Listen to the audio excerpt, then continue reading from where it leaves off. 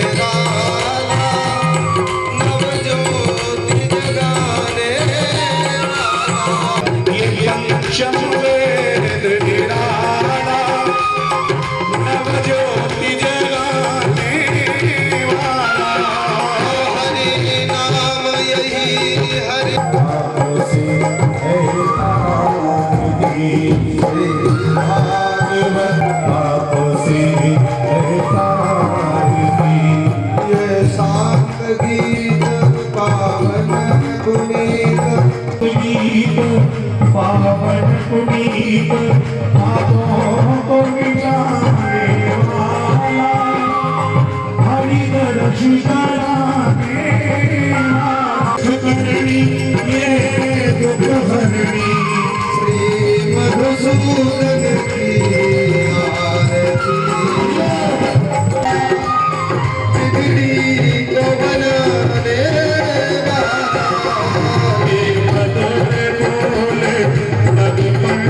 खोले सन्मार्ग बताने वाला राम यही घनश्याम यही श्री राम यही घनश्याम यही सीता राम यही राधेश्याम यही पापियों को पाप से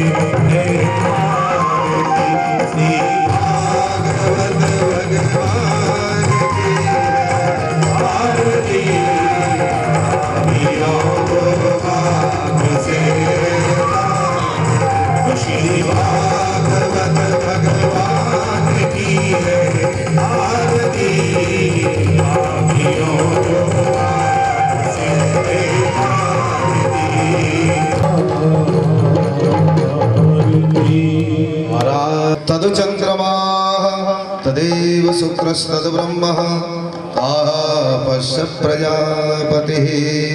बोलो भागवत भगवान शिव भगवान की सुखदेव भगवान की सद्गुरुदेव जय जय श्री राधे जय जय श्री राधे।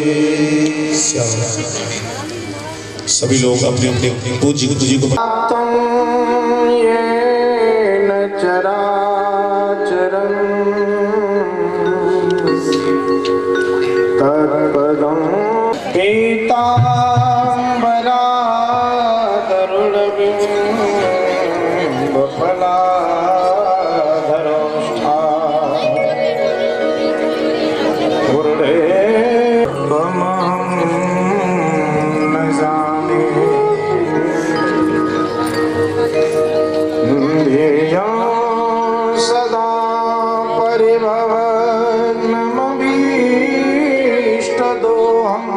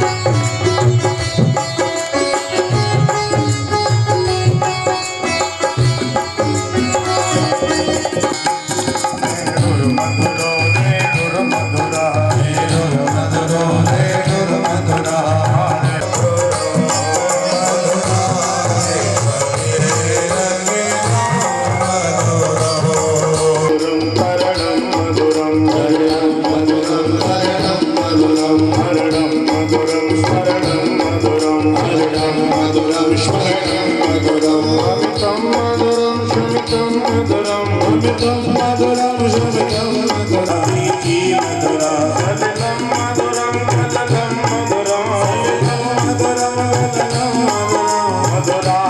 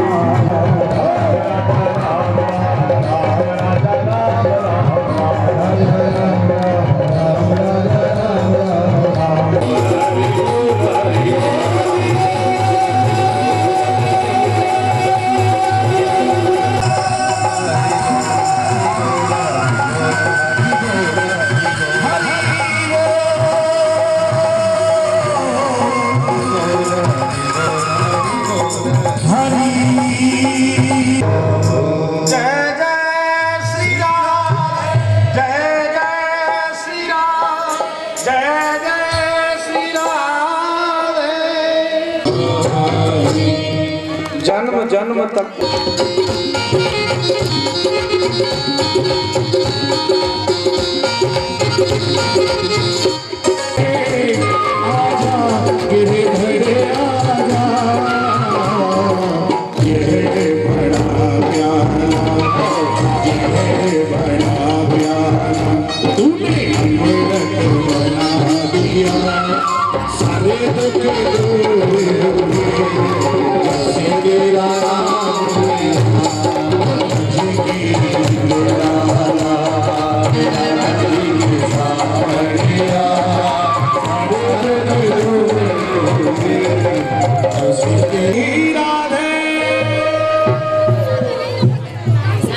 तपस्या करते हैं और जैसे स्वार्थ सिद्ध हुआ या स्वार्थ सिद्ध होता नहीं दिखा, फिर आप जैसा दुश्मन कोई है ही नहीं। तो ये संसारिक का नियम। वैसे निवेदन करूं, अगर वास्तव में हम निस्वार्थ प्रेम करें, वास्तव में हमारे हृदय में प्रेम हो जाए, और मैं निवेदन करूं, प्रेम साक्षात परमात्मा का स्वरूप है। ध्यान देना, मैं कोई जगत के प्रेम की, संसारी प्रेम की बात नहीं कर रहा, ये प्रभु प्रेम की चर्चा है। और निस्वार्थ प्रेम अगर जगतवासियों से हो तो फिर अरे हमारे हृदय में अगर निस्वार्थ प्रेम हो जाए सबके लिए, निस्वार्थ प्रेम जो होता है ना वो सदा के लिए होता है। और अगर हमारे हृदय में निस्वार्थ प्रेम किसी के लिए जागता है तो समझो आपका हृदय संत का हृदय है। बड़ी सुंदर रचना है। आपका हृदय संत का हृदय हो जाएगा। प्रेम जब अनंत हो गया तो रोम रोम संत हो गया। प्रेम जब अनंत हो गया तो रोम रोम संत हो गया। प्रेम जब अनंत हो गया रोम रोम संत हो गया। प्रेम जब अनंत हो गया आपसे गाइए। तो रोम रोम संत हो गया। देवालय बन गया बदन हृदय तो महंत हो गया। देवालय बन गया बदन हृदय तो अनंत हो गया।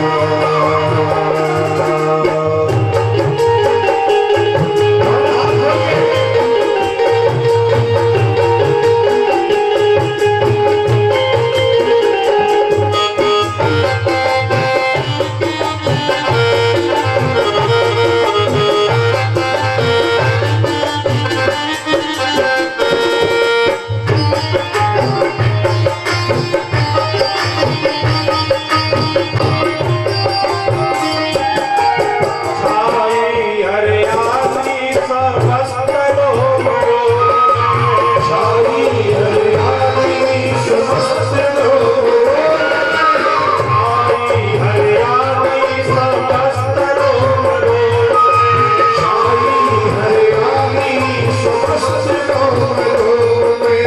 दिखते सिया राम जो व्यापक वियोग में। दिखते सिया राम जो व्यापक वियोग में। दिखते सिया राम जो व्यापक वियोग में। दिखते सिया राम जो व्यापक वियोग में। सुस्ती वसंत हो गया रोम रोम संत हो गया। अनंत हो गया रोम रोम संत हो गया। श्री राधे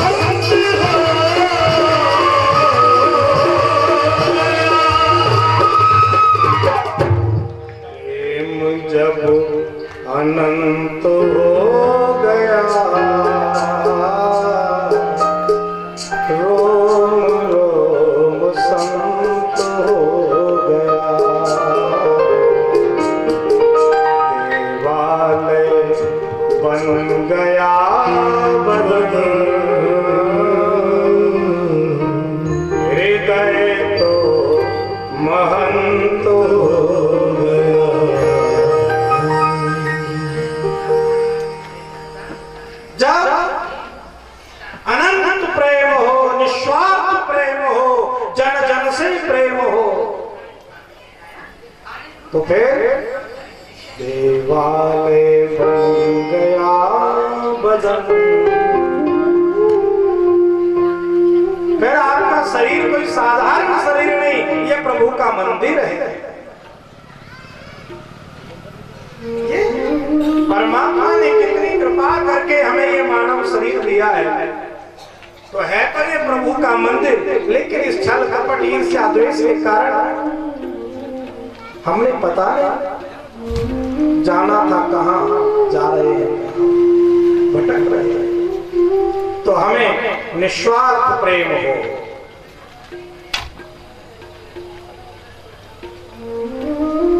फिर ये भावना नहीं रहेगी कि आज आपको पकड़ा, कल किसी और को पकड़ा, परसों किसी और को पकड़ा। तो भगवान यही कह रहे हैं, पूतनावासी मैंने तो सिर्फ पकड़ना ही सीखो, एक बार में जिसको पकड़ लेता हूं छोड़ता नहीं। ये तो संसारियों का नियम है कि हर रोज बदलते रहते हैं। और प्रभु ने ऐसा स्तनपान किया, ऐसा स्तनपान किया, पूतना के प्राण खिंच रहे हैं, पूतना छटपटा रही है, विकराल शरीर धारण कर लिया। भगवान ने सोचा इस महल में तो आएगी भी नहीं, गोकुल से बाहर ले जा करके भगवान ने पूतना के शरीर को छोड़ दिया, बड़ा विकराल शरीर धारण कर लिया। कहते हैं बहुत सारे वृक्ष भी टूट गए थे जहां पूतना का शरीर गिरा। भगवान ने ऐसा स्तनपान किया कि पूतना के प्राण भी पी गए, उसकी राम नाम सत्य हो गई। बोल बाल कृष्ण भगवान की। भगवान पूतना के वक्षस्थल पर क्रीड़ा करने लगे।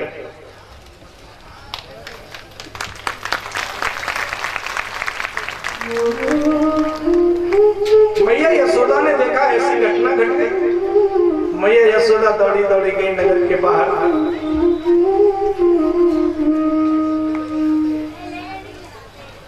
भगवान बालकृष्ण प्रभु को लेकर के आए, ब्राह्मणों को बुलाया। मैया सोचने लगी इस राक्षसी का स्पर्श किया है मेरे कि नहीं।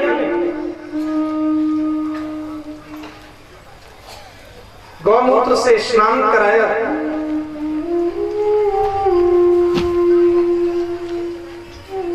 गौ की पूंछ से झाड़ा लगवाया। एक निवेदन करूं, गौ की पूंछ से झाड़ा लगाने से, गौमूत्र से स्नान कराने से सारी आदि व्याधि दूर हो जाती है। इसलिए तो हमारे ऋषि मुनि गौ पालन करते आए हैं। मैं तो कहता हूं हर घर में एक गाय तो होनी ही चाहिए।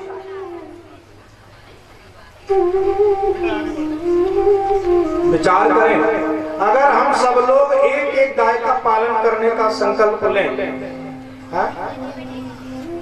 तो कितनी गौ कटने से बच सकती है।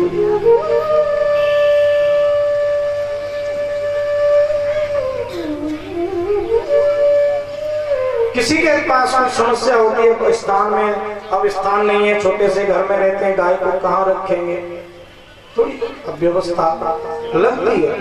कोई बात नहीं, हमारे पास घर में जगह नहीं है तो क्या हुआ, इतनी गौशालाएं चल रही। आज कितनी बड़ी बड़ी संस्थाएं खड़ी हो गई हैं गौ सेवा करने के लिए। अगर हमारे पास स्थान का अभाव है तो एक गौ पालन की सेवा हम किसी गौशाला में जाकर के दें, ये एक गाय का पालन हमारी तरफ से हो। देखिए हमारे राष्ट्र की, हमारे ऋषियों की कितनी सुंदर व्यवस्था थी कि घर में रोटी बनाते हैं तो पहली रोटी गाय की।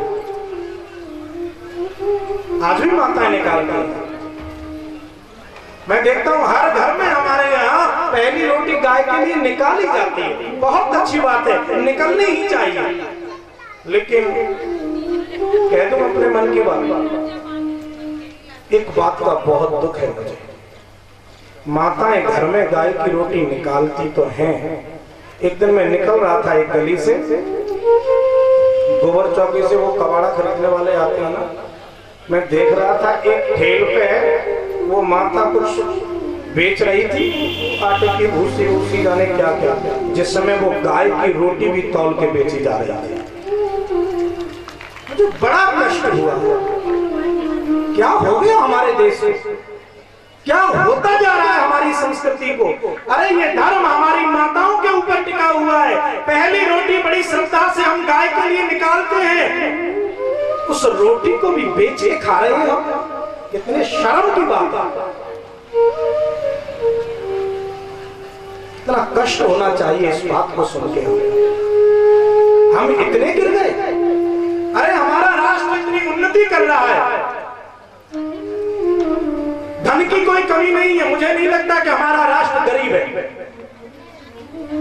हमारे राष्ट्र को गरीब कहने वाला शायद उसकी मानसिकता गरीब हो सकती है।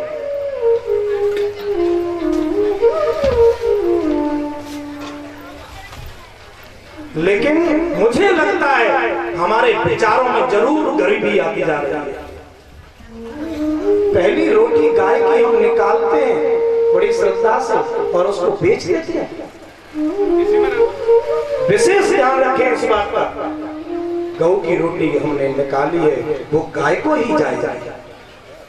कितनी गऊ, अरे हम नहीं रखते तो क्या हुआ, पड़ोसी रखता है उसकी गाय को खिलाएंगे, कोई और रखता है उसकी गाय को खिलाएंगे।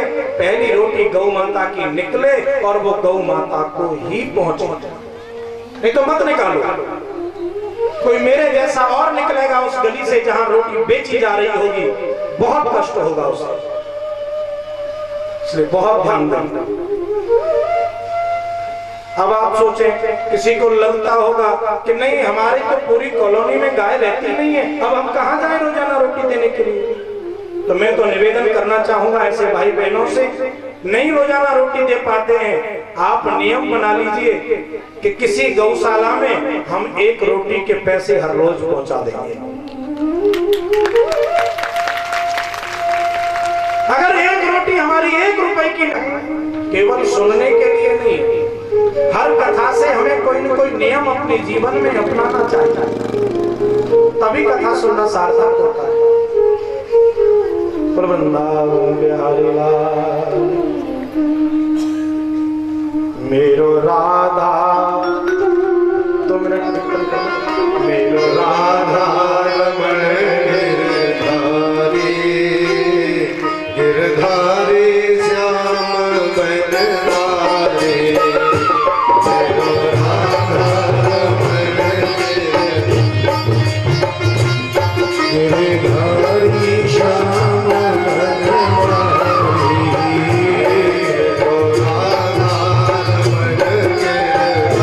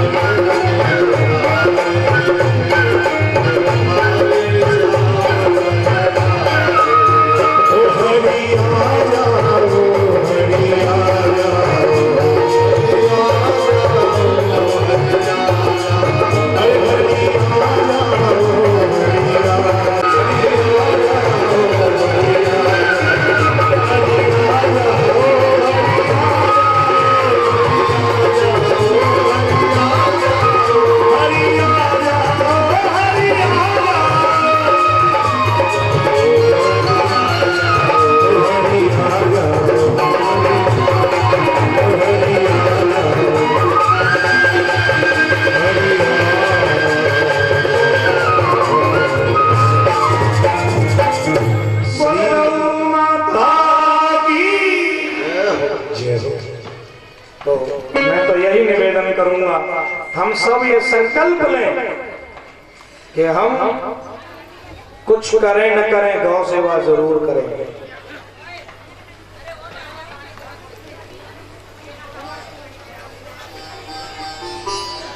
तो भगवान को गौमूत्र से स्नान कराया, ब्राह्मणों को बुलाया, प्रभु के रक्षा के लिए प्रार्थना कराई। भगवान ने इस तरह से कितना का उद्धार किया।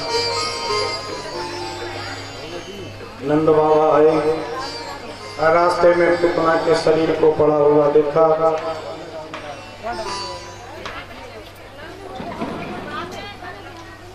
समझ गए कोई घटना घटित हो गई गोकुल में।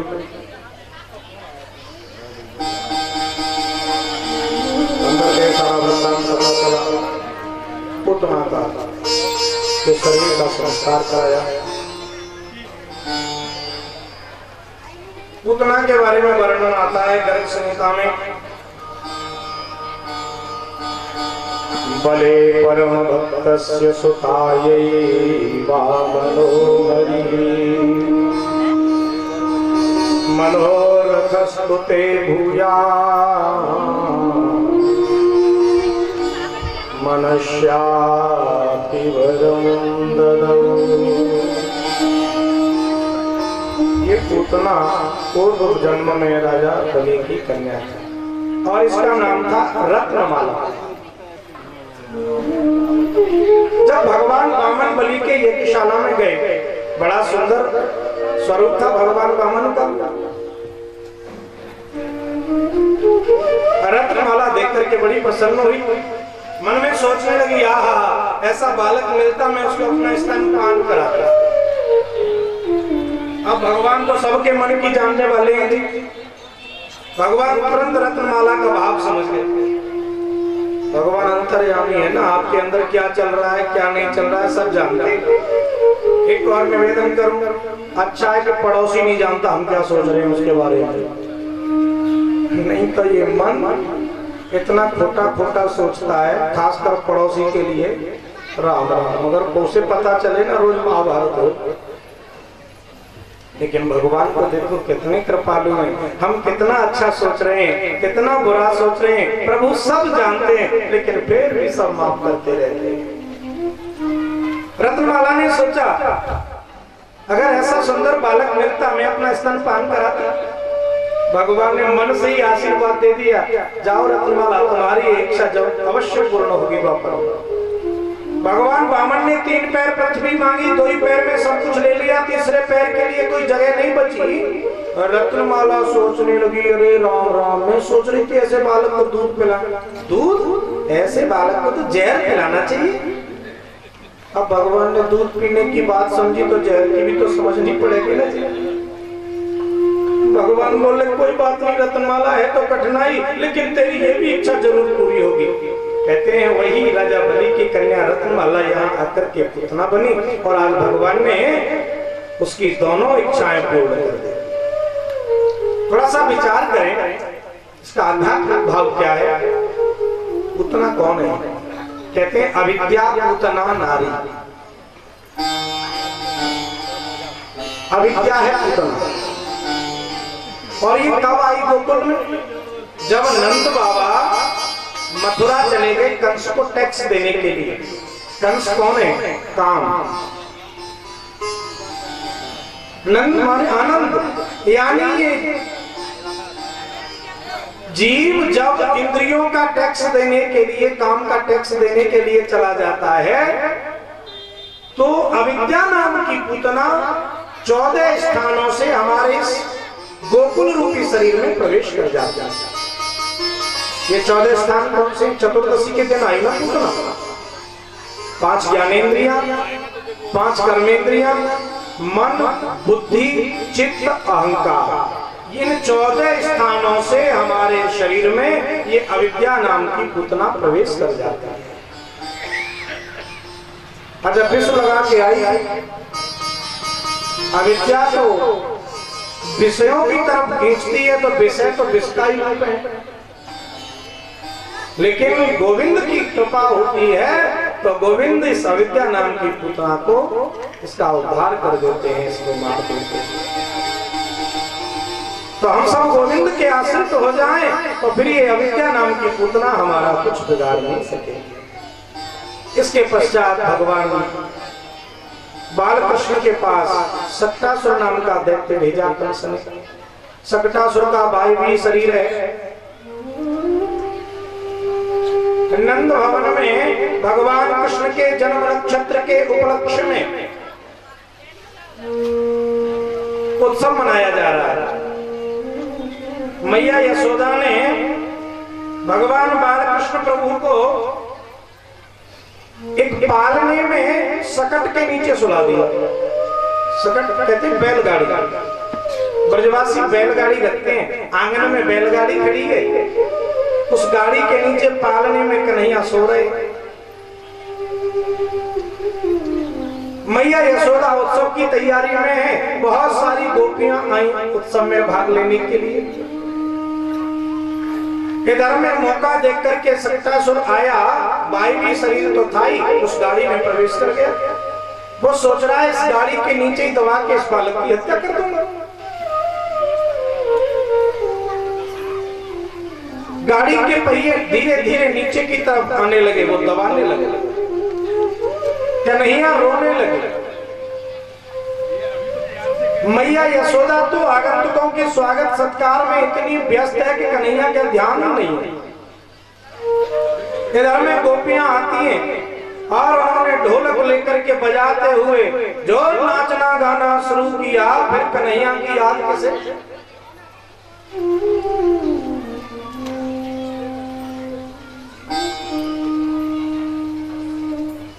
कन्हैया रोए जा रहे हैं, उधर नाच गान हो रहा है। कन्हैया सोच रहे हैं देखो तो सही, उत्सव मन रहे हो हमारो, हम रो रहे हैं, हमारी चिंता ही किसी को नहीं, इतना नाच गान में हमारी फिक्र भी नहीं।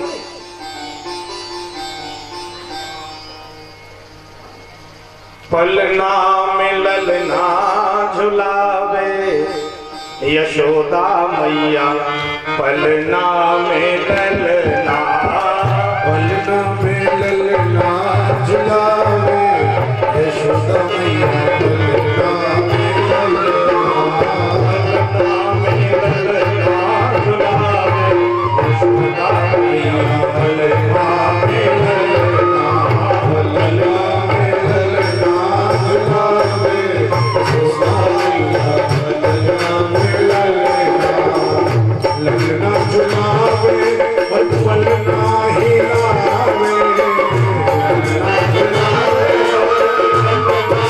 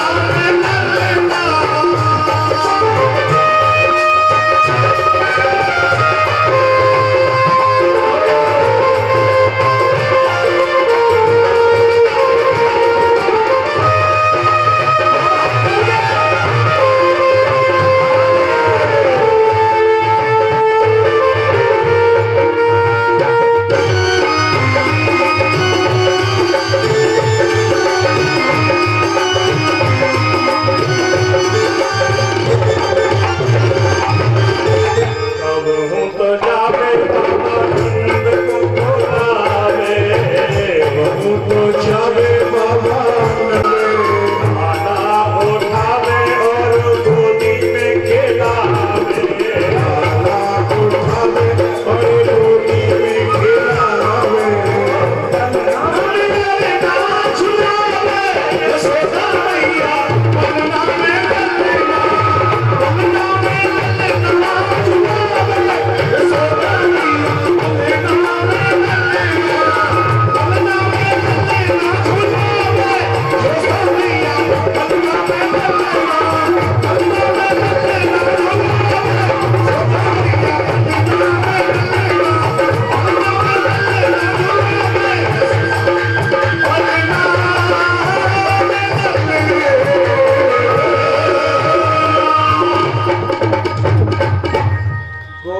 ढोलक की थाप पर नाच रही हैं, गा रही हैं, कन्हैया रो कन्हैया कह रहे हैं, वाह देखो तो उत्सव हमारा और हम रो रहे हैं, किसी को फिक्र ही नहीं। इतने में सकटासुर गाड़ी के पहियों को नीचे दबाता जा रहा है, दबाता जा रहा है, दबाता जा रहा है, और जैसे ही गाड़ी भगवान बालकृष्ण के समीप आई, रोते रोते कन्हैया ने एक ऐसी लात मारी कि धड़ाम से गाड़ी गिर पड़ी। सकटासुर के उसी के नीचे दब करके राम नाम सत्य हो गए। अब जैसे ही गाड़ी पलटी, गाड़ी में तो बर्तन रखे थे, बड़ा शब्द हुआ, मैया यशोदा दौड़ी दौड़ी आई, अरे कहाँ भयो, गाड़ी कैसे उलट गई? आंधी चली ना है, तूफान आयो ना है, कोई गाय अंदर आई ना है, ये गाड़ी पलटी कैसे? तो छोटे छोटे बालक खेल रहे थे, मैया हम बताओ बेटा। हमारे लाला ने रोते रोते एक ऐसी लात मारी कि गाड़ी उलट गई। मैया बोली चल डाली के मेरे लाला को नजर लगावे को कहूं, मेरे लाला को गाड़ी उलट सके? कन्हैया के प्रभाव को यशोदा नहीं जानता, तो साधारण अपना बालक समझती है। भगवान ने सकटासुर का उद्धार किया। उसके पश्चात तृणावर्त नाम का दैत्य भेजा। प्रभु तृणावर्त का भी उद्धार कर देते हैं। सुखदेव जी कहते हैं, परीक्षित गर्ग पुरोहितो राजन यदुना सुमहातपा ब्रजं जगामनन्दस्य वसुदेव प्रचोदितः। एक बार वसुदेव जी की प्रेरणा से गर्गाचार्य जी महाराज पधारे गोकुल। गर्गाचार्य जी महाराज गोकुल में आए तो नंद बाबा ने बड़ा स्वागत सत्कार किया, और नंद बाबा ने प्रार्थना करी, महाराज अब आप पधारी गए हैं तो ऐसा करो मेरे बालकों का नामकरण संस्कार कर दो, अभी तक मेरे बालकों का नामकरण नहीं हुआ। गर्गाचार्य जी बोले, देखो जी नंद बाबा, अगर हम आपके बालकों का नामकरण संस्कार करेंगे तो कंस कहीं ये न समझे कि ये बालक यदुवंशियों के, क्योंकि मैं तो यदुवंशियों का पुरोहित हूँ। नंद बाबा बोले, कैसे पता चलेगा, हम काऊ को बुलाएंगे ही नहीं। गर्गाचार्य जी बोले, अगर ऐसी बात है तो ठीक है। गौशाला में गुप्त रीति से भगवान का नामकरण संस्कार हो रहा है।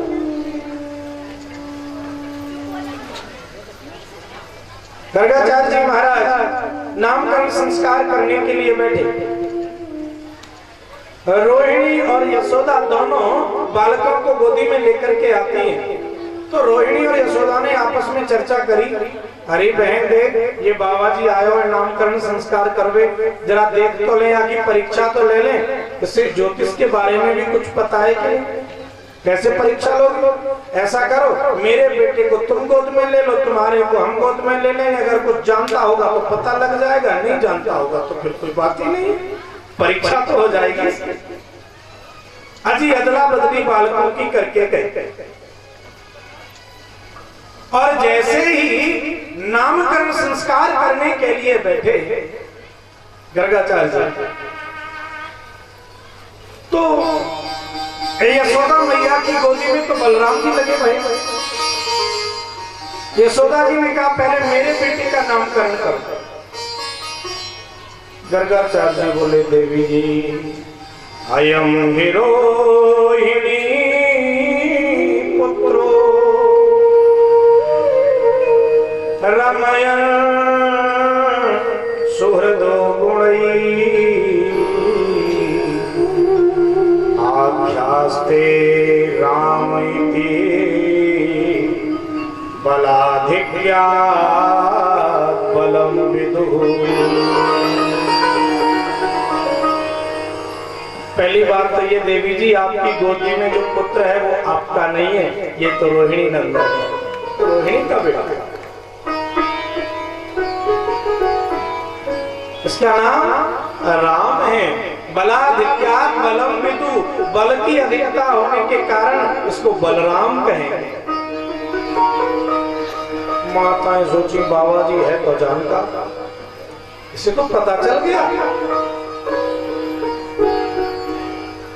जैसे ही रोहिणी की पुत्र में, रोहिणी की गोदी में यशोदा नंदन को देखा, कन्हैया को देखा, कन्हैया की तरफ दृष्टि डालते ही तो गर्गाचार्य जी की समाधि लगी है।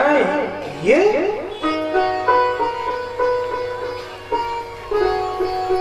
आंखें खुली की खुली रह गई, मुंह फटा का फटा रह गया। यशोदा तेरा बेटा ये, और ऐसे कह के बस चले गए गर्गाचार्य जी को समाधि में।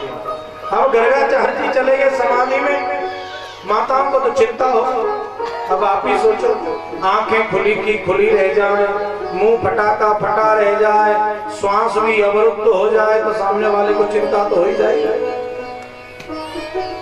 दोनों माताएं सोच रही है भगवान ये क्या हुआ, ये ब्राह्मण आया तो था हमारे बालकों का नामकरण करने के लिए, लेकिन ये तो लगता है पधार गए। अरे बाबा जी सुनो तो सही, कहा भयो तुम्हें? गर्गाचार्य जी तो गए समाधि। यशोदा जी ने पकड़ के हिलाया, अरे महाराज क्या हुआ? कहीं समाधि खुली गर्गाचार्य जी की। अरे क्या हुआ यशोदा? अरे हमें कछु ना है भयो महाराज, आपको कहा है गयो, आप बताओ, हम तो चिंता में ही पड़ गए।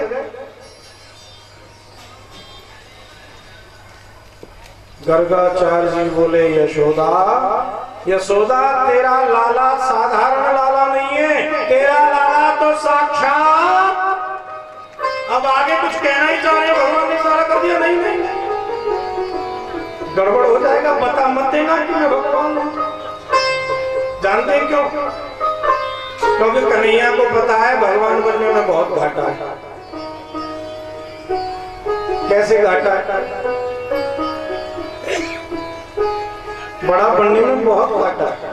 जितने छोटे रहो उतने सुखी रहो। और एक और निवेदन करो, बड़ा कोई ऐसे ही नहीं बन जाता। एक बात याद आ रही है, एक बार आप लोग मंदिर में जाते हैं ना, मंदिर में भगवान का दर्शन करते हैं। मंदिर में भगवान का दर्शन करने के लिए जब आप लोग जाते हैं तो पहले सीढ़ी से चढ़ते हैं। सीढ़ी पर भी पत्थर लगा होता है जिसमें आप ठोकर मार करके मंदिर में जाते हैं। और जिस मूर्ति को जाकर के भगवान के रूप में जिसकी पूजा करते हो, वो मूर्ति भी पत्थर की होती है। एक पत्थर ठोकरें खा रहा है, लेकिन दूसरे पत्थर की हम लोग बड़ी श्रद्धा से भगवान की तरह पूज रहे हैं। है ही भगवान तरह के। तो एक बार वो सीढ़ी वाला पत्थर मूर्ति वाले पत्थर से कहता है, क्यों भाई एक बात बता, हम तुम दोनों एक ही पहाड़ से निकले, जाति से भी एक पहाड़ से पैदा हुए, और संयोग से हम एक ही मंदिर में आ गए, लेकिन ये भेदभाव क्यों हो रहा है कि हमने लोग ठोकर मार रहे हैं, तुम पे लोग माला चढ़ा रहे हैं? ऐसा क्यों? तुम्हें 56 भोग लगते हैं, हमें जूते पड़ते हैं। इसका कारण क्या है? तो जानते हैं वो मूर्ति वाला पत्थर क्या कहता है? अरे भैया, इसमें दोष किसी का नहीं। क्यों?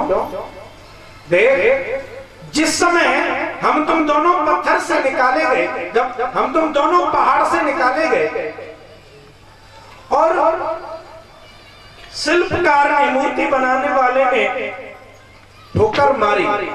जब तुझ में ठोकर मारी गई तो तू उसकी हथौड़ी की ठोकर खाते ही उछल करके दूर गिरा। तूने ठोकर नहीं खाई और मैं भी उसी समय निकाला गया। मुझ में ठोकर धीरे धीरे वो मारता रहा, मारता रहा, मारता रहा, मारता रहा। मैं सारी ठोकरें सहन करता रहा और सारी ठोकरें खा खा करके आज मैं यहाँ भगवान के रूप में पूज रहा हूँ। तूने ठोकर नहीं खाई तो तू आज मैं ठोकर खा रहा हूं। मतलब ये कि बड़ा बनने के लिए बहुत ठोकरें खानी पड़ती। तो भगवान कह रहे हैं मैं छोटा ही ठीक हूं, मुझे भगवान मत बनाओ, क्योंकि अगर मुझे भगवान बना दोगे। आप बहुत बहुत स्वागत है हमारे कुछ भक्त जो कि गुड़गांव से पधारे हैं, बहुत बहुत स्वागत उनका। बैठिए इधर। वृंदावन बिहारी लाल की।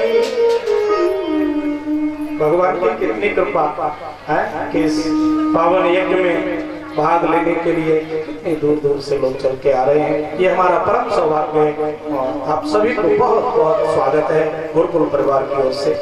वृंदावन बिहारी लाल की जय जय श्री राधे श्याम। तो भगवान कह रहे बताना नहीं कि मैं भगवान हूँ, नहीं तो अभी तो मैं मैया यशोदा अपना बेटा समझ के खूब सेवा कर रही है। अगर पता लग जाएगी कि ये भगवान है तो भगवान को तो लोग एक अलमारी में बैठाए दें और 4 चिनौरी को भोग लगाए दें, वो भी लगाने तो। अच्छा कछु लोग तो बहुत अच्छे होते हैं घर में, देखिए घर बहुत बड़ा बना लेते हैं लेकिन भगवान के लिए उस घर में कोई जगह नहीं बनाते। कैसे आश्चर्य की बात। कई कई लोग मैंने ऐसे देखे अपनी कोठी 500 गज में बनाएंगे, 1000 गज में बनाएंगे, लेकिन भगवान के लिए उसमें कहीं जगह नहीं है। भगवान को क्या करेंगे? एक तस्वीर लेके कहीं दीवार में लटका देंगे, एक कील ठोकी और भगवान को लटका दिया। अब आप बताओ तुम्हारे लिए 1000 गज की कोठी और भगवान एक कील पे लटक रहे। भगवान भी सहन करता रहता है, देखता रहता है, ठीक है बेटा तू यहाँ लटका दे, मैं वहां लटका दूं। अरे विचार करो, जिस भगवान सारा कर दिया। गर्गाचार्य जी बात को बदल गए। गर्गाचार्य जी कहते हैं मैया तेरा लाला साक्षात। आगे भी बोलो ना बाबा, आगे भी बोलो। गर्गाचार्य जी अब सब सारा तो देख लिया, अब क्या करें? गर्गाचार्य जी बोले तेरा लाला तो साक्षात गुणों को भंडार है। अच्छा कहा गुण है मेरो लाला? एक बात बताओ गर्गाचार्य जी, मेरो लाला बड़ो बन के बड़ो है कि कहा बने को, या को नाम कहा रख रहे हो? आसन वर्णास्त्रयो हास्य ग्रहतो युगम तनु शुक्लो रत्न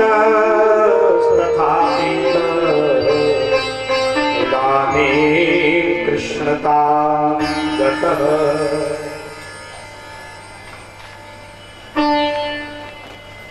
कर्षयति भक्तानां मनः इति कृष्णः। ये भक्तों के मन को आकर्षित करने वाला होगा, इसलिए इसका नाम कृष्ण है। अच्छा देखिए कृष्ण में जो रा चढ़ा हुआ है ना, जो नीचे रा चढ़ा है वो बिल्कुल अंकुश की तरह से होता है। कृष्ण में वो गुण है कि वो आपको अपनी तरफ खींच लेता है, आकर्षित कर लेता है, इसलिए उसका नाम है कृष्ण। वैसे नाम तो इसके बहुत है मैया।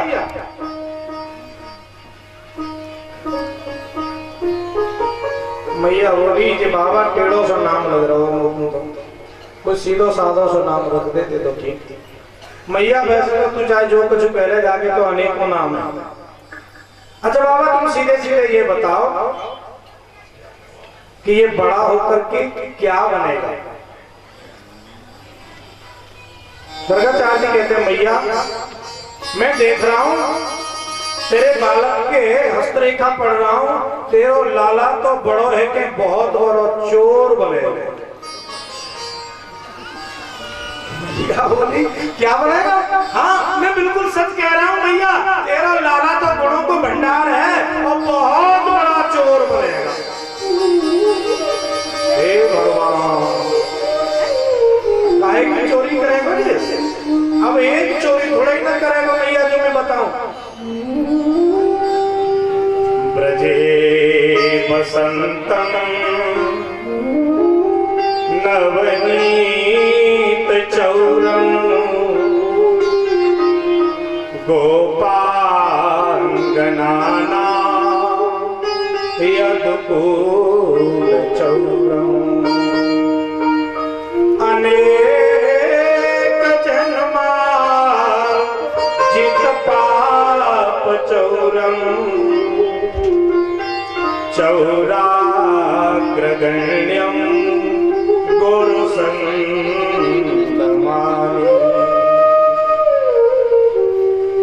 मैया नवनीत चौरम, मक्खन की चोरी करेगा।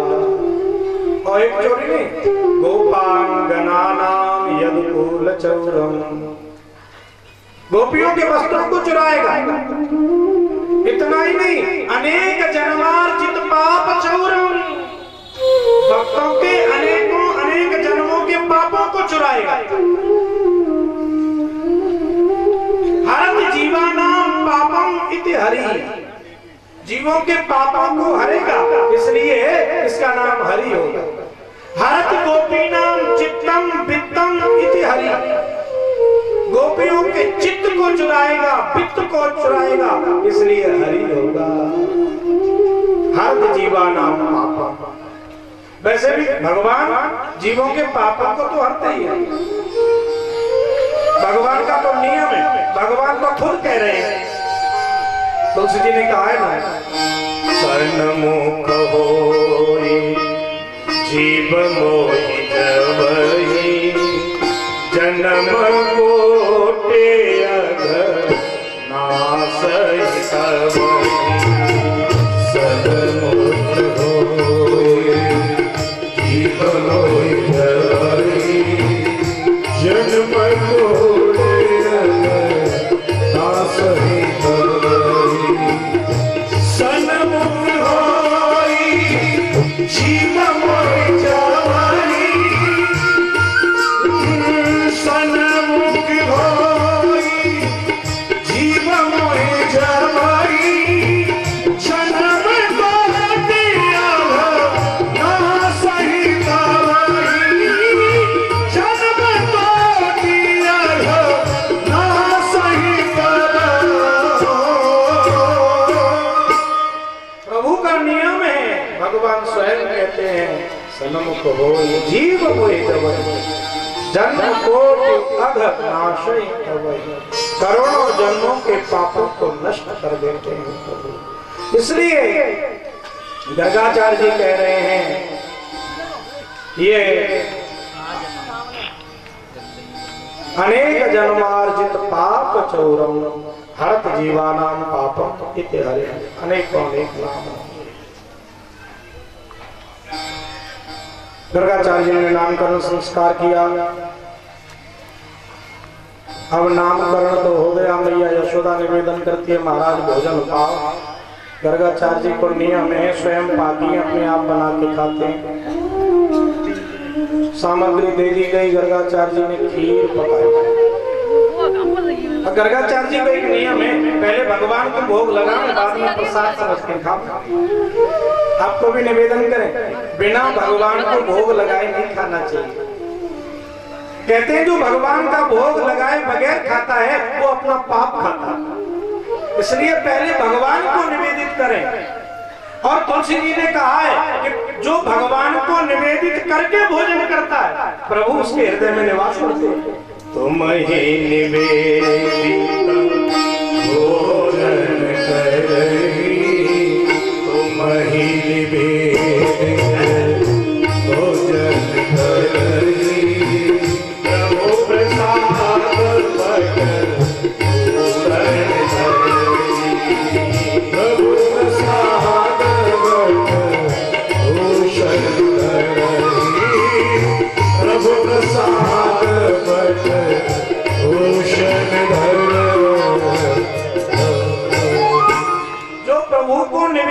करके प्रसादी पाता है, भगवान उसके हृदय में निवास करते।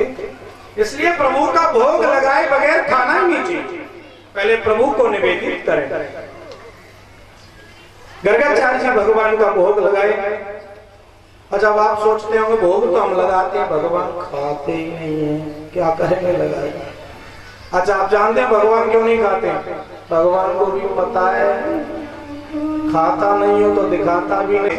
भगवान को निवेदित करें भोग तो क्यों नहीं खाएंगे? अरे वो परमात्मा बिदुरानी के छिलके खा सकता है, कर्माबाई की खिचड़ी खा सकता है, भिगनी के बेर खा सकता है, आपका भोग क्यों नहीं लगाएगा? हम श्रद्धा से लगा के देखें तो सही।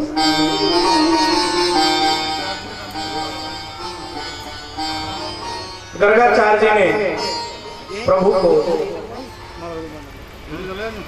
भोग निवेदित किया, आंखें बंद करके बैठ गए, आओ प्रभु भोग लगाओ। अब भगवान सोच रहे हैं हम तो यहीं बैठे हैं, गर्गाचार्य जी बुला रहे हैं भोग लगाने के लिए, तो अब हैं ही तो फिर भोग लगा ही देना चाहिए। प्रभु वहां से मैया की गोदी में से खिसके थाली के पास और जाकर के भोग लगाने लगे। मैया बोली लाला दूर दूर दूर, तब तक तो कन्हैया ने भोग लगा दिया। हाथ जोड़ के बोले अरे प्रभु क्षमा करना, इसने तो आपका भोजन झूठा कर दिया, दोबारा पका लो। गर्गाचार्य जी बेचारे दोबारा खीर पकाते हैं, दोबारा भोग लगाया। अब गर्गाचार्य जी को तो नियम बिना भोग लगाए खामे ही नहीं।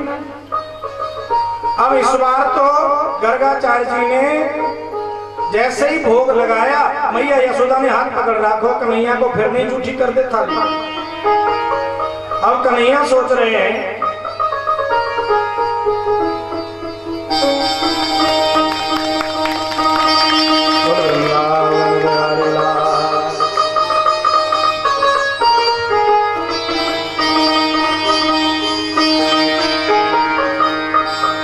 आज हमारे लेखपाल जी आए, बहुत प्रसन्नता की बात है, मुझे स्मरण हो आया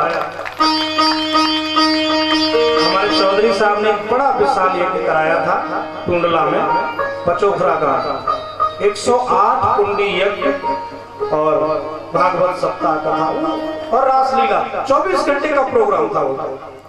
सुबह यज्ञ, दिन में कथा, रात में रासलीला, ऐसा समारोह लगता था। तो बड़ा हर्ष का विषय है, चौधरी साहब आज पधारे हैं, बहुत बहुत स्वागत है गुरुकुल परिवार की ओर से। वृंदावन बिहारी लाल की। गर्गाचार्य जी ने दोबारा भोग लगाया, कन्हैया को हाथ पकड़ रखो, मैया ने फिर नहीं झूठी कर दे थाली। कन्हैया सोचे गर्गाचार्य जी बुला रहे हैं, मैया छोड़ नहीं रही है, भोग तो लगाना ही चाहिए। अजी प्रभु की माया से मैया की थोड़ी सी झपकी लगी और कन्हैया थाली की तरफ खिसक के गए और भोग लगा दिए। गर्गाचार्य जी सोच रहे हैं देखो पहले थाली झूठी कर दे, यशोदा बोल पड़ी माफ करना, दोबारा खीर पका ले। अभी यशोदा को तो पता ही ना है, पता चलेगा फिर कह दे कि दोबारा खीर पका लो, तो मैं यहाँ दिन भर खीर ही पकाते रहे।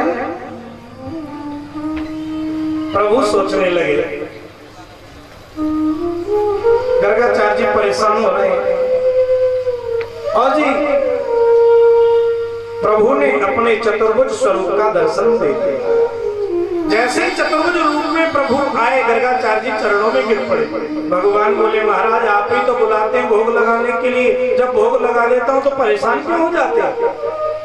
माफ करना ना, मैं तो भूल ही गया, सोच रहा था केवल यशोदानंदन है आप।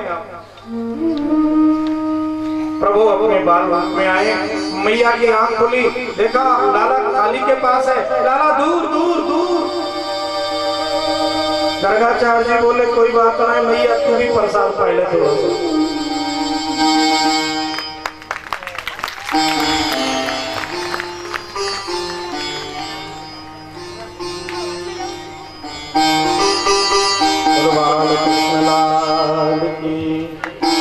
मंगलकारी है हमारी गौ माता, मंगलकारी है हमारी गौ माता, मंगलकारी है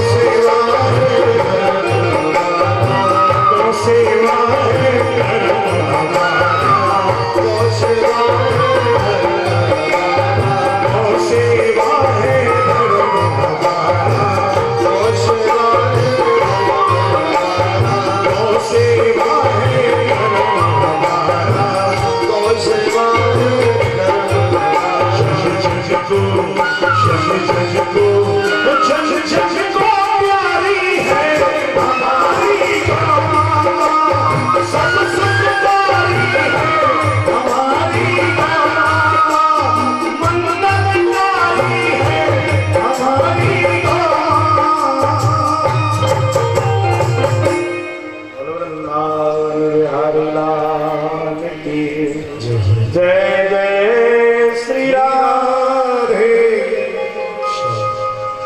मैंने तो कल ही आपको निवेदन किया था, हमारा राजपुर में वृंदावन है, हर रोज कथा में विद्वानों का आगमन होता है, बहुत बहुत स्वागत करता है बिल्कुल परिवार सभी विद्वानों का।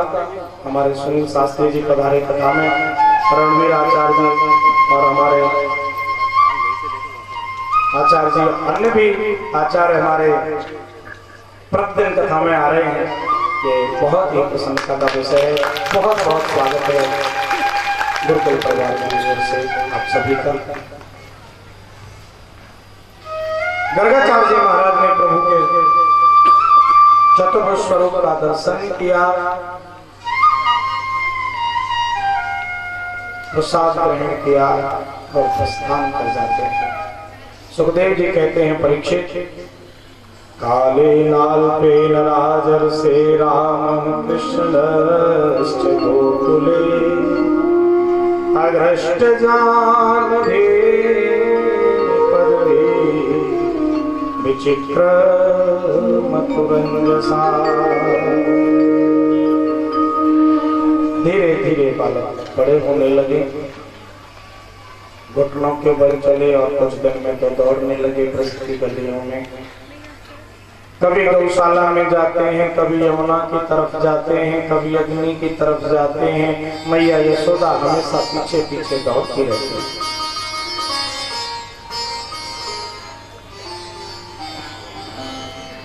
सुखदेव जी कहते हैं, परीक्षित एक बार का प्रसंग है, भगवान बालकृष्ण और बलराम दोनों खेलते हुए कहीं से आ रहे हैं, कीचड़ में लथपथ हो रहे हैं।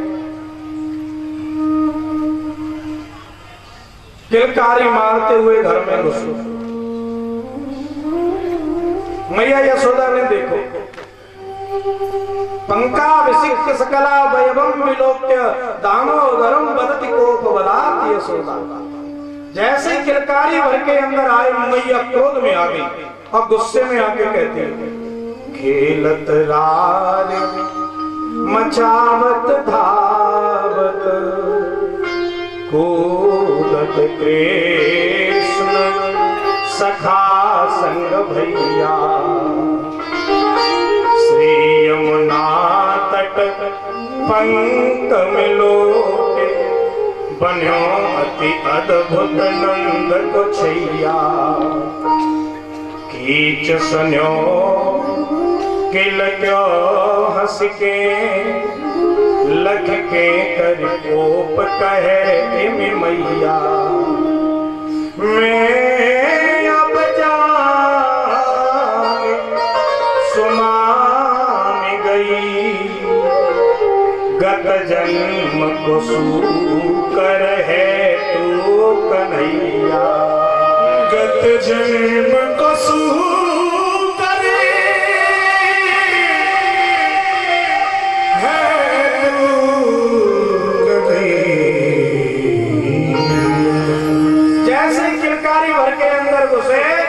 मैया गुस्से में आके बोली, ओ कन्हैया पता लग गया तू पूर्व जन्म का सुअर है सुअर। भगवान मुस्कुराते हुए बोले, मैया बिल्कुल ठीक कह रही है, मैंने तो ये भी रूप धारण कर लियो, 12 बने। सुखदेव जी कहते हैं, परीक्षित ये ब्रह्मा का सामर्थ्य नहीं है जो भगवान को ऐसे कह जाए, ये तो भक्ति का सामर्थ्य है। सुखदेव जी कहते हैं, परीक्षित एक दिन भगवान बालकृष्ण प्रभु बालकों के साथ खेल रहे थे। भगवान के सखाएं श्री दामा सुदामा मदमंगल आदि आदि। तो भगवान का जो सखा है ना मनसुखा बड़ा कमजोर है। भगवान मनसुखा से पूछते हैं, अरे मनसुखा कहा बात है भैया, तू इतना कमजोर कैसे मालूम पड़ रहा हो? तेरे घर में मक्खन नहीं होता क्या? मक्खन तो होता है कन्हैया, पर हमारी मैया सारे मक्खन को मथुरा जाके बेच आती है। अच्छा भाई ये तो ठीक बात नहीं है, गाय चराने हम ब्रजवासी और मक्खन गाय मथुरा वाले। अब या तो कुछ करना ही होगा, हम कहा करोगे कि नहीं है? अरे ऐसा करें, हम एक मंडल को गठन करें, और वह मंडल को नाम कहा होगा, बोले उस मंडल का नाम होगा बाल गोपाल चोर विद्या प्रचार मंडल। मनसुखा बोलो काम कहा होगा, कन्हैया बोले चोर मंडल को काम कहा है, सके चोरी करेंगे, चोरे लाला चोरी करेगा तू? अरे तेरी मैया अगर तो को ऐसा माखन नहीं खवावे तो फिर हम चोरी करके खवावे।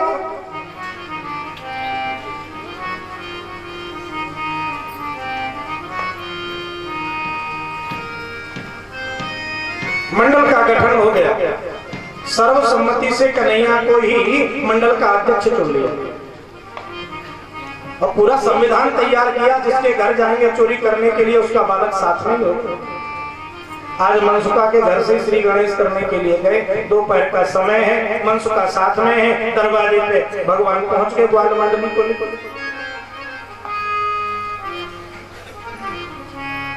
मनसुखा से बोले मनसुखा जा अंदर जाके देख के तो तेरी मैया कर कहा रही है। मनसुखा अंदर गया, देखा मैया छींके के नीचे सो रही है। पहले ना रस्सी का एक छींका बनाते थे, उसे लटका देते थे, उसके ऊपर मटकी रहते। मनसुखा लौट के आया, लौट चलो भैया मेरी मैया तो वहीं सो रही है जहां ऊपर मक्खन नीचे मैया जग जाएगा। मैया बोले आज श्री गणेश में खाली हाथ जाए तो बात ठीक नहीं है, पहले ही दिन खाली। मनसुखा बोला लेकिन मैया मेरी है बहुत खतरनाक, बहुत गुस्से वाली, अगर जग गई तो छोड़ेगी नहीं। कन्हैया बोले जो होगा सो देखो जाएगा, अब चलो। सब ग्वाल मंडली को लेकर के प्रभु अंदर गए। मनसुखा फिर कहता अभी भी कुछ नहीं बिगड़ा, लौट चल, अगर जग गई तो छोड़ेगी नहीं। कन्हैया बोले तू चिंता क्यों करता है, मैं तो हूं ना। गोपी सो रही है, चोटी नीचे लटक रही है चारपाई से। कन्हैया ने चोटी ली और चारपाई की पाटी से बांध दी, अभी जग भी जाएगी तो हमारा क्या करेगी। मनसुखा के कंधे पर कन्हैया बैठ गए। मनसुखा के कंधे पे बैठ के कन्हैया ने एक हाथ से छींका पकड़ा और दूसरे हाथ से मक्खन निकाल करके खाने लगे। बोलिए माखन चोर भगवान की। सब ग्वाल वालों को मक्खन दिया, मनसुखा को भी खिलाया। अब मटकी छोटी थी, थोड़ा थोड़ा सबको खिलाया, मक्खन पूरा हो गया, मटकी खाली हो गई। मनसुखा कहता है कन्हैया और दे। भगवान बोले अब तो बचा ही नहीं। मनसुखा बोला बचा तो होगा, वो तू अकेला ही खाना चाहता। कन्हैया बोले छोड़े मनसुखा, तो को हमारा विश्वास होना है। कन्हैया को थोड़ा सा आवेश आएगा और आवेश में आकर के वो मटकी उठाई कन्हैया ने और मनसुखा के सर पे फोड़ ले। देख ले है तो नहीं इसमें। जैसे ही मटकी फूटी, मटकी टूटने का शब्द हुआ, गोपी की नींद खुल गई। है ये क्या हो रहा है। जैसे ही गोपी का शब्द सुना, ग्वाल वाल सोच के जग गई हो तो सब भागने लगे। नीचे से मनसुखा भी निकल के भाग गया, कन्हैया लटके रह गए। गोपी पूछती है अरे लाला कन्हैया जी कहा हो रहा है रहे हो है। भगवान बोले पहले नीचे उतार ले, बात तो बाद में भी ऐसा कर। गोपी को दया आई, चलो नीचे उतार दो। नीचे उतारने के लिए खड़ी होना चाहती है तो खड़ी कहां से होती, चोटी तो बंधी हुई है। बड़ा क्रोध आया गोपी को, अरे लाला ये कहा करती हो। बेचारी ने जैसे तैसे चोटी खोली, खड़ी हुई, लाला को उतारो। चौड़े कन्हैया तू चोरी करता है। कन्हैया बोले कौन कहता मैं चोरी करता हूँ। अरे मेरे घर में आया और आकर के चुरा के माखन खा रहा, ये चोरी नहीं तो क्या है। कन्हैया बोले अच्छा ये तेरो घर है। देख मुझसे तो फिर गलती है, धोखा हो गया। मैंने तो ये अपना ही घर समझा था, अगर मुझे पता होता मेरा घर नहीं ये तेरा घर है, मैं कभी नहीं आता। जाओ ध्यान देना, भगवान कह रहे हैं अगर पता होता कि मेरा नहीं तेरा घर है तो मैं नहीं आता। तो घर में कभी ये भाव मत रखो कि मेरा घर है, हमेशा ये भाव रखना चाहिए तो प्रभु का मंदिर है, प्रभु का घर है, मैं तो बस रह रहा, मेरा क्या है, सब कुछ तो मेरे प्रभु का है। तो वो घर आपका मंदिर बन जाएगा अगर ये भाव जाग जाए तो। पर नहीं ऐसा कहाँ होता। एक बड़ा सा पत्थर लेकर के लगवा देते अपने नाम, भगवान का नाम कहीं नहीं होता उसमें। हम भूल जाते हैं हमेशा कि हमें ये सारी शक्ति कहां से मिल रही है, जिससे घर बन रहा है, जिससे हम ये सब कर पा रहे हैं, भूल जाते हैं। तो हमेशा स्मरण रखना चाहिए सब प्रभु का है। अपने आप को तो सिर्फ और सिर्फ एक मुनीम की तरह से, एक मैनेजर की तरह से रखना चाहिए। जितने भी संपत्ति है, जितना जो कुछ है, सब प्रभु का है, बस मैं तो इसे संभाल रहा हूं, ऐसी भावना हो। अगर ऐसी भावना से हम कार्य कर रहे हैं तो हानि भी प्रभु की और लाभ भी प्रभु का, फिर चिंता ही कुछ नहीं रहेगी। समस्या तब आती है, देखिए समाज में दो तरह से लोग काम करते हैं, एक तो व्यापारिक भाव से, एक तो व्यापारी बन के, और एक अपने जीवन यापन के लिए कोई जॉब कर लेते हैं, कोई नौकरी ढूंढ लेते हैं। अब आप विचार करें, जो व्यापार करता है उसका जीवन और जो नौकरी करता है उसका जीवन। जो व्यापार करता है उसको 24 घंटे में से 24 मिनट भी चैन से सांसें नहीं चलती उसकी। अभी ये चिंता, अभी वो चिंता, कहीं ये घाटा न हो जाए, वो न हो जाए, कितनी सारी समस्याएं। लेकिन जो जो जो जो नौकरी कर रहा है उसे, वो जाएगा अपने 4 घंटे 8 घंटे 10 घंटे जो काम करना है वो काम करेगा और बिल्कुल टेंशन फ्री होके घर आएगा। घर आके सारा भूल गया, मैंने अपने ऑफिस में क्या किया क्या नहीं किया। पता है क्यों निश्चिंत है वो? क्योंकि उसको पता है कि मैंने जो भी किया, 8 घंटे की मेरी ड्यूटी थी, बड़े ईमानदारी से मैंने ड्यूटी निभाई। अब हानि होगी तो मालिक की और लाभ होगा तो मालिक का, चिंता वो करे। 30 दिन काम करूंगा, मुझे अपना चेक मिलेगा, महीने पे अपना जीवन चलाऊंगा, मुझे मेरी तनख्वाह से मतलब है। निश्चिंत रहता है। और सारी चिंता कौन करता है? वो व्यापारी।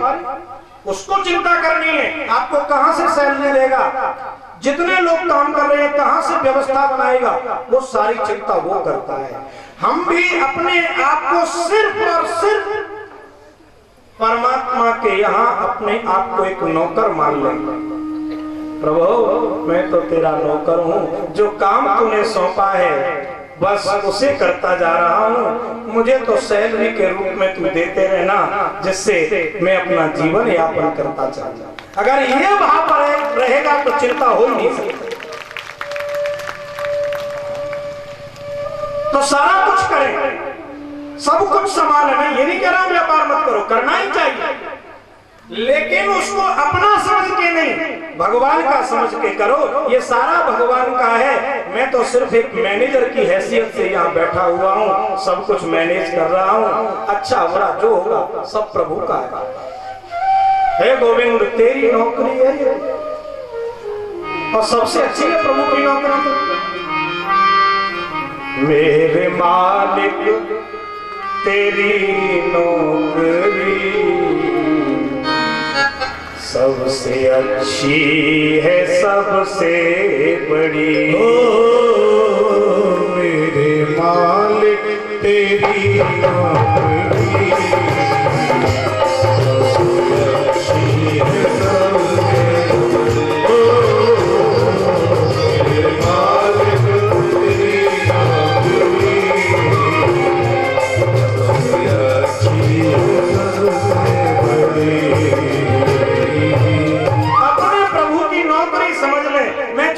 कर रहा हूं मेरे प्रभु के लिए कर रहा हूं, फिर चिंता नहीं रहेगी, कोई टेंशन नहीं, कोई समस्या नहीं, कोई आपत्ति नहीं, कोई विपत्ति नहीं। फिर भगवान खुद सोच लेंगे ना कि सब कुछ मेरा ही है तो मैं संभालूं। इसको बेचारे को सैलरी भी तो देनी है महीने पे, वो चिंता करेगा।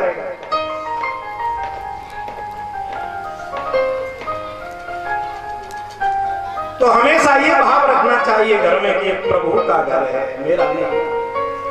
तो भगवान हमेशा उस घर में रहेंगे। गोपी कहती है अब तो इन बातों को छोड़ कन्हैया चल तेरी मैया से शिकायत कर। कन्हैया का हाथ पकड़ करके गोपी ले जा रही है।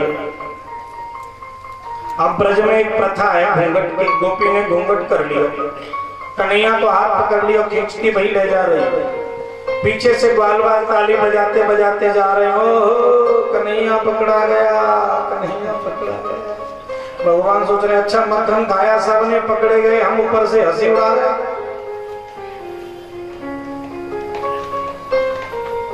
थोड़ी आगे पड़े, कन्हैया बोले देख गोपी तूने बहुत कस के मेरा हाथ पकड़ रखो, अब तू छोड़ेगी तो नहीं, जो तुम पक्को पतो, पर इतनी मेहरबानी कर दे, यह हाथ छोड़ के दूसरा हाथ पकड़ ले। गोपी को दया आ गई, बात तो ठीक है। जैसे गोपी ने हाथ छोड़ा, दूसरा हाथ पकड़वे को कन्हैया ने वाके पति को बुलाया और बाई को हाथ पकड़ाई दिए। गोपी के पति का हाथ पकड़ा के कन्हैया दौड़ गए मैया यशोदा के पास, दौड़े दौड़े गए, मैया मैया मैया एक गोपी आ रही है मुझे मारने के लिए। गोपी बोली भला ऐसी कौन है जो मेरे लाला को हाथ लगाए सके।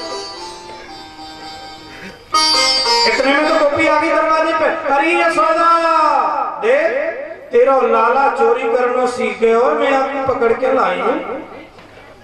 भगवान बोले जे ये मैया।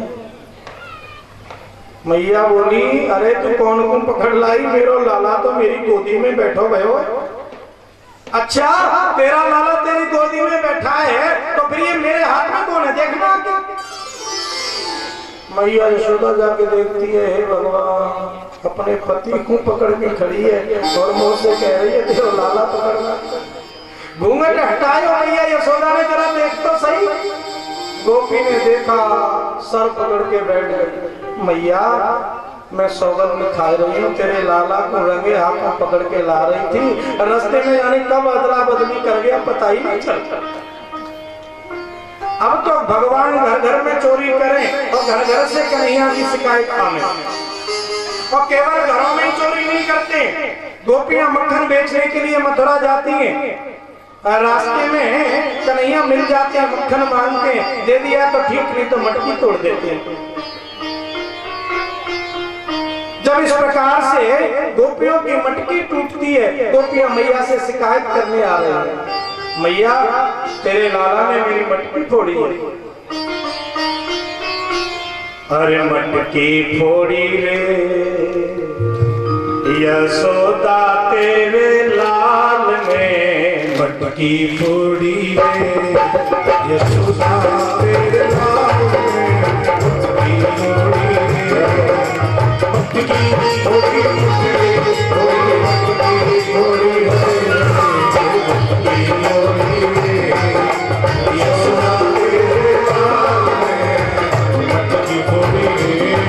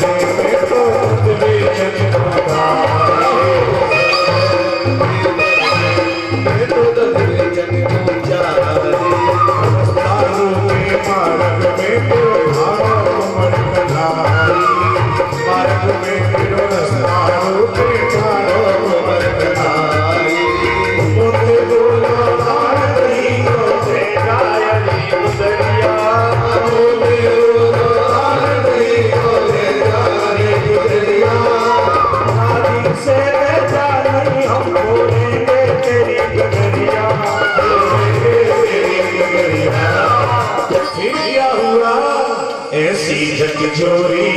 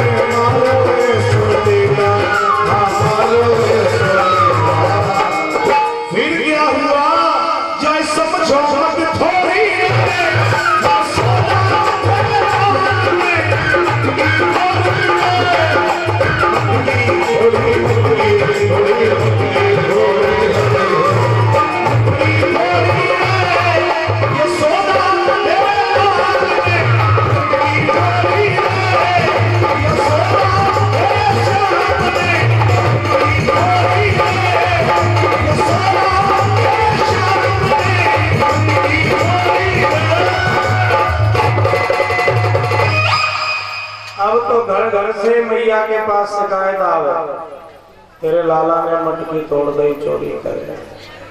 मैया ने एक दिन लाला को बिठाई कर पूछी, चोरे लाला तू चोरी करता है? कन्हैया बोले, मैया मेरे घर में कोई कमी है जो मैं माखन चुराए के खाऊं? और लाला तेरी तो घर घर से शिकायत आवे। कन्हैया बोले, मैया तो कुछ सच बताऊं, तू है तो बहुत भोरी भारी। बोले तो फिर ये शिकायत क्यों करे, तू बता। मैया देख ये सारी की सारी ब्रज गोपी मुँह को देख देख के जलती हैं, ऐसे चोर चोर कहती रही तो मेरी तो बदनामी कर देंगे। नहीं तो तू सोच मैया, तेरा जो कन्हैया इतना छोटा और ये इतनी बड़ी बड़ी गोपी, भला मेरा कहा बस चलेगा इनके सामने। मैं बालक ये धींगरी मेरी इन सो कहा बसा, चोर नाम मेरो धरो, जे तो होन देगी ब्याह। मैया अगर ये ऐसे चोर चोर कहती रही तो तेजा कन्हैया को तो कोई ब्याह नहीं करेगा, बदनामी है जाएगी। कन्हैया को मैया ने उठा के हृदय से लगा लियो, अरे लाला तो तुम ब्याह क्यों चिंता है?